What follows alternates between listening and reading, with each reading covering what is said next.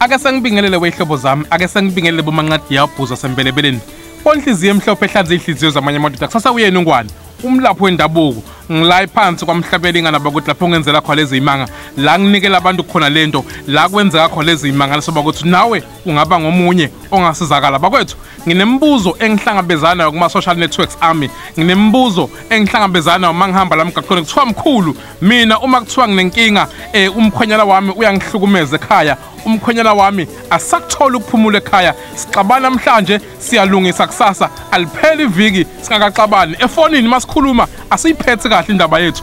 Ungisiza kanjani mkhulu? Omunye uyangibuza, mkhulu ungisiza kanjani? Nali business lami licwila, nali business lami lithola phansi, kade ngangizama ngangiwangivuka namabhizinisi kodwa kuphumela abantu abaseduze kwami, mina ngisala ngemuva. Mina mkhulu ungisiza kanjani? Omunye uthi mkhulu mina ngiyasebenza, sengisebenza iminyakanyaka kodwa manje ayikho into engakhomba yona engiyisebenzile.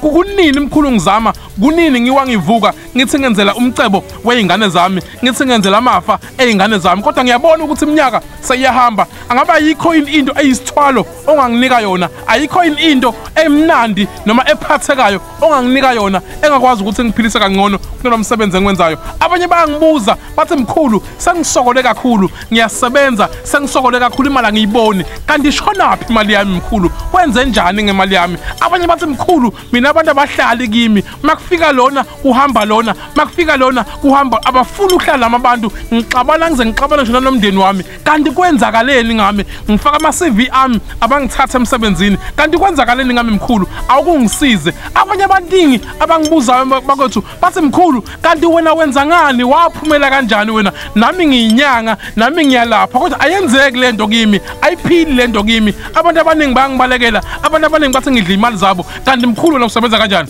Thatha nazi inamba screen zakho mtaka baba bese uyangithinta 073 646 9487 073 646 9487 noma 073 210 2319 073 210 2319. Ungwane loba kuthi umthola ngizinzela iphansi kwamhlabuyalingana. Sebaningi abantu esibanikele into yokuphila, sebaningi abantu esibalekelele kulezi zinto bakwethu. Angeyikhuluma indaba yokugembula, angeyikhuluma indaba yechicho, angeyikhuluma indaba yemeqo bakwethu. Thatha lezi namba bese uyangithinta. Ungwane ngiphansi kwamhlabuyalingana. Amen.